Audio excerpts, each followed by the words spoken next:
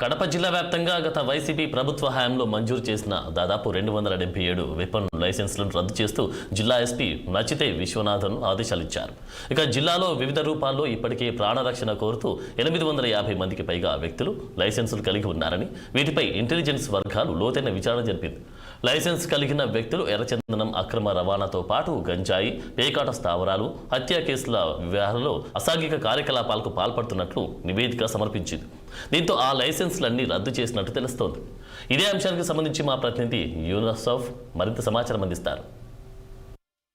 ఇప్పటి వరకు లైసెన్స్ కలిగినటువంటి వెపన్ లైసెన్స్లు ఏవైతే ఉన్నాయో వాటిపై కడప జిల్లా నూతన ఎస్పీ నచికేత్ విశ్వనాథ్ అయితే కొరడా జులిపిస్తూ ఉన్నారు. ఈ నేపథ్యంలోనే ఇప్పటివరకు అనధికారికంగా అక్రమాలకు పాల్పడే విధంగా ఎవరైతే వ్యవహరిస్తూ ఉన్నారో వారి చిట్టా అంతా కూడా ఇంటెలిజెన్స్ వర్గాల నుండి సమగ్రంగా విచారణ జరిపి తెప్పించుకున్నటువంటి నేపథ్యంలో జిల్లా వ్యాప్తంగా 877 వెపన్ లైసెన్సులు ఉండగా వాటిలో 227 లైసెన్సులను రద్దు చేస్తూ ఆదేశాలు జారీ చేసినటువంటి పరిస్థితి. వివిధ పోలీస్ స్టేషన్ల పరిధిలో ఎవరైతే వెపన్లు కలిగి దాదాపు 5 సంవత్సరాల నుండి అటు గంజాయి కావచ్చు, ఎర్రచందనం కావచ్చు, మట్కా గ్యాంబ్లింగ్ కావచ్చు, రకరకాల అసాంఘిక కార్యకలాపాలకు ఈ యొక్క వెపన్ లైసెన్స్లను వినియోగించుకుంటా ఉన్నారన్నటువంటి అభియోగాలు ఆ యొక్క పోలీస్ స్టేషన్లలో నమోదయ్యాయి. వాటన్నిటిపై కూడా సమగ్ర విచారణ జరిగింది. ఈ నేపథ్యంలోనే ఇప్పుడు ఎవరైతే గత వైసీపీ ప్రభుత్వ హయాంలో అయితే అక్రమంగా ఈ యొక్క లైసెన్స్లను పొందారో వాటన్నిటిపై కూడా కొరడా జులిపించారు.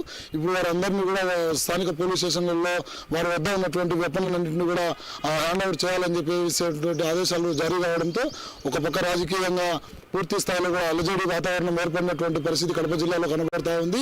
ఎవరైనా సరే అసాంఘిక కార్యకలాపాలు జిల్లాలో ఎవరైనా పాల్పడితే మాత్రం ముక్కుపాదం మోపుతామని చెప్పేసి ఎస్పీ హెచ్చరికలు జారీ చేస్తా ఉన్నటువంటి తరుణంలో అటు ఎర్రచందనానికి ఇప్పటివరకు ఎవరెవరైతే సహకరించారో వారందరినీ కూడా అరెస్టు చేసేటువంటి క్రమం కూడా ప్రారంభమైందని చెప్పేసి సమాచారం అందుతా ఉంది. ఈ నేపథ్యంలోనే జిల్లా ఎస్పీ అయితే జిల్లాపై పూర్తిగా కూడా పట్టు సాధించారు.